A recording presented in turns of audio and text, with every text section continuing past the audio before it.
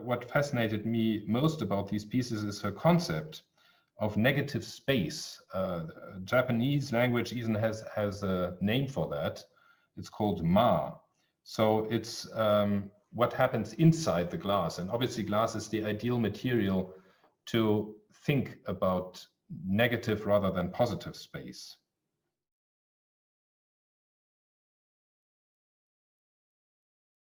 Now, these are not works made of glass, but they are works that are made with the help of glass, so to say.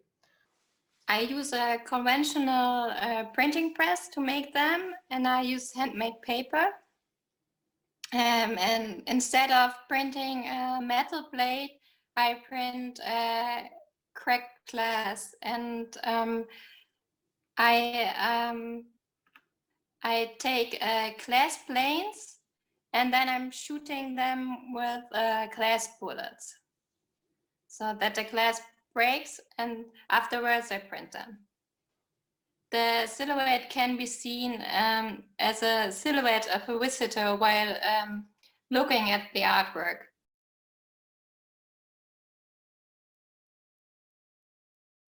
This was a commission for the National Glass Centre's 21st anniversary, which is based in Sunderland in the UK. Sunderland was at one point known for the production of Pyrex as part of the J.A. Joplin factory, which was one of the main employers in the region, but shut down in the 2000s.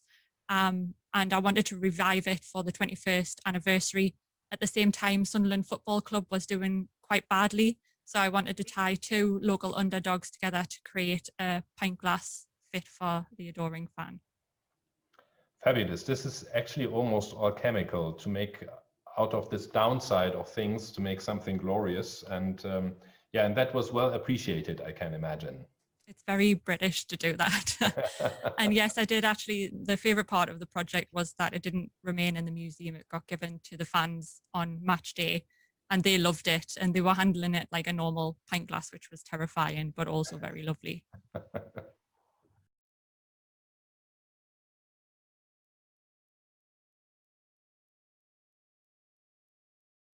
Yes, that was my graduation project. And since I was at the art college at Edinburgh College of Art, I came from Costa Rica not having much experience at all in glass.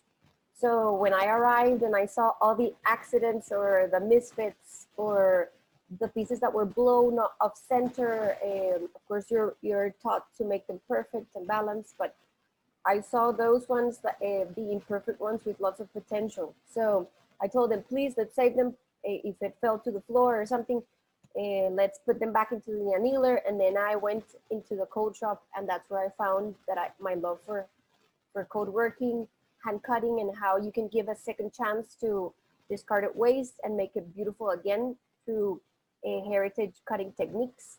If you want to develop an idea, you just need to get in contact with your very talented friends or just give a shout out to people. And usually I've been really lucky.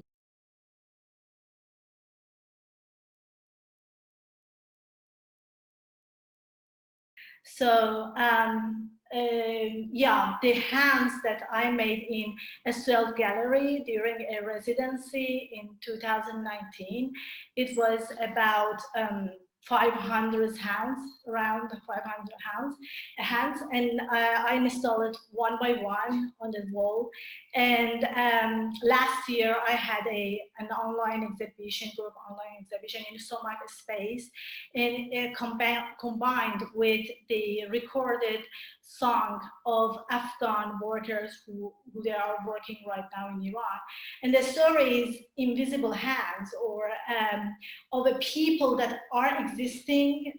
They are building our world, but the society do not look at them maybe seriously, and some of the things affect on their life totally.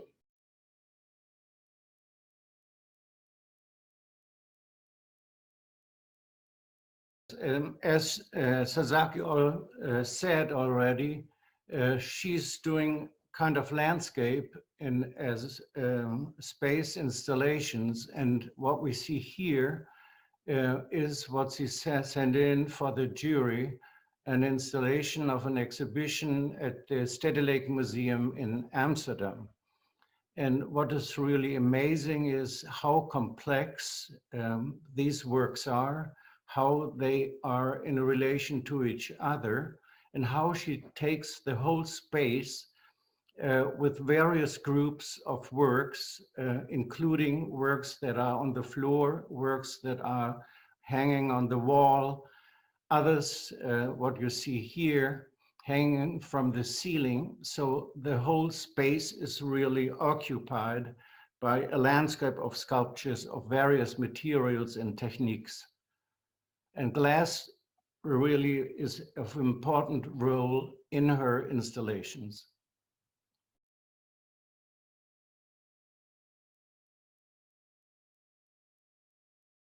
And so this piece includes three components. So you see here there is like one mirror, which is in the bottom. And then we see a glass object, which is placed on top of the mirror. And that's why we see kind of like having two objects, because it's one like on the top is the object, on the bottom is actually the reflection of the object. And on the surface, we also have a glass plate, which is just a glass plate. And on the very left bottom corner, you can see a GPS laser print on the glass. And while installing this piece is very difficult, so it's always very scary, because I was using the when you put a glass plate on top of the object, it somehow slides onto a direction. So here it slides onto a corner, and then I used some hook to somehow stabilize the corner. But still, I think when I was doing the exhibition, everyone was so nervous because it's very easy to be broken. But it's also connected a lot to the idea itself.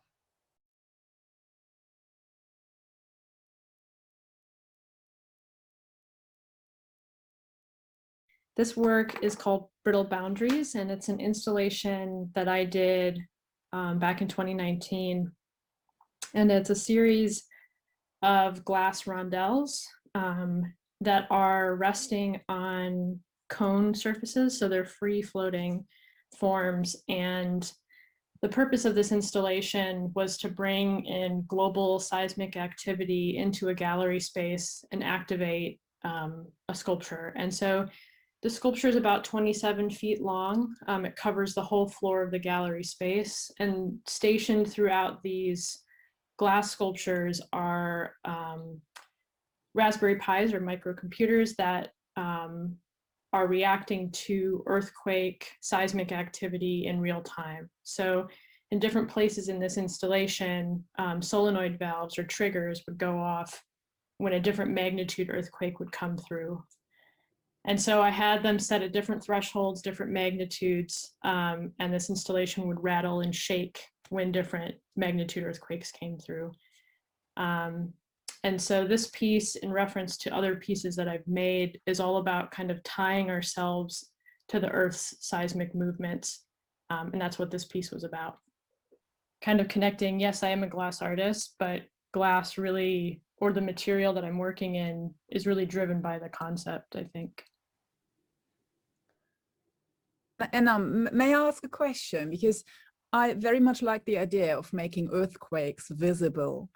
And I was wondering, how often have you seen your glass pieces trembling? So if so at all, I don't know. A lot.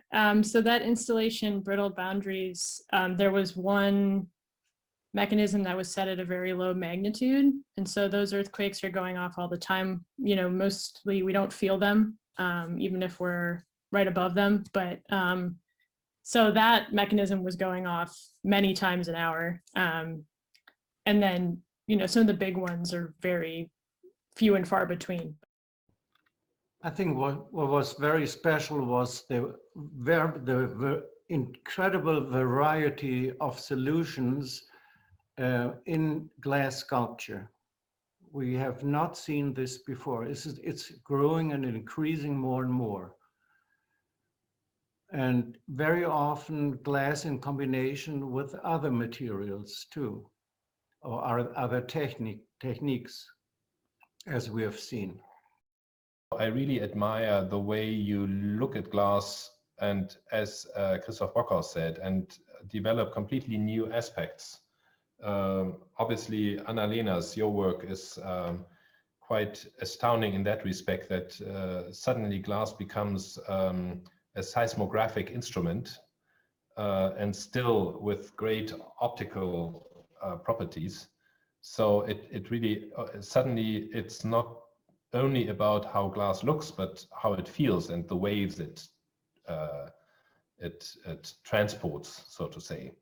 I think there's always a relationship between earth and glass, from, you know, naturally occurring glasses to the stress and the temperature change in the work that I'm working with, and the themes that I'm interested in. Now, the artists, do you have your diploma, your certificate at hand? So if you like to shake it into the video once, I must say it's great that you all received it already, because we sent it in the last possible minute, because we needed to first send it throughout the jury. Everybody had to put their signature, some were forgotten, had to be resent and so forth. So thank you very much. Congratulations to you. That was, I think, one of the most impressive awards that we had, at least in the time that I was able to follow it, since 2009. A big handshake and a wave to all these artists that contributed, and I hope that this will be shared wide and far. I thank everybody very much for attending, for this curious experiment, let's say, of how to make a prize ceremony in an online version.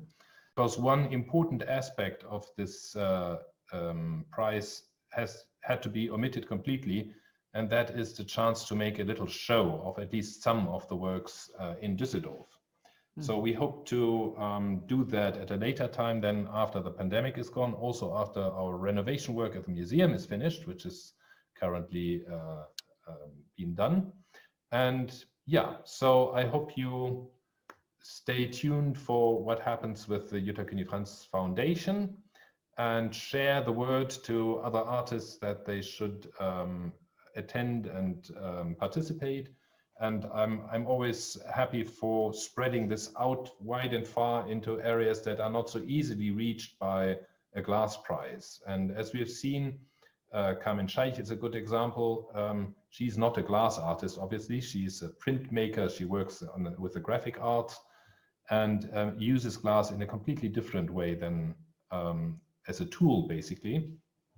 So there are many, many ways of approaching glass, and it's not necessarily necessary to be a specialized glass artist to win in this award, but it's important is the concept and the idea behind it. And I must say this was a very pleasing outreach that I saw.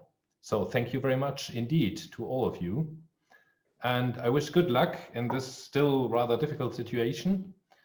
For artists, especially difficult, no shows, at least in Europe, it's still very restricted, in Germany especially. I hope in other areas it might be a little more open, that people can start visiting the museums and galleries and so forth again.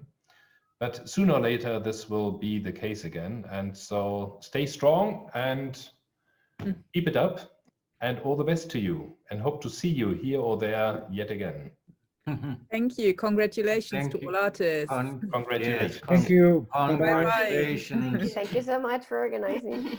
Thank Yeah. you. Thank you. Thank you. See you. Bye-bye. See you. Bye-bye. Bye. Thank you.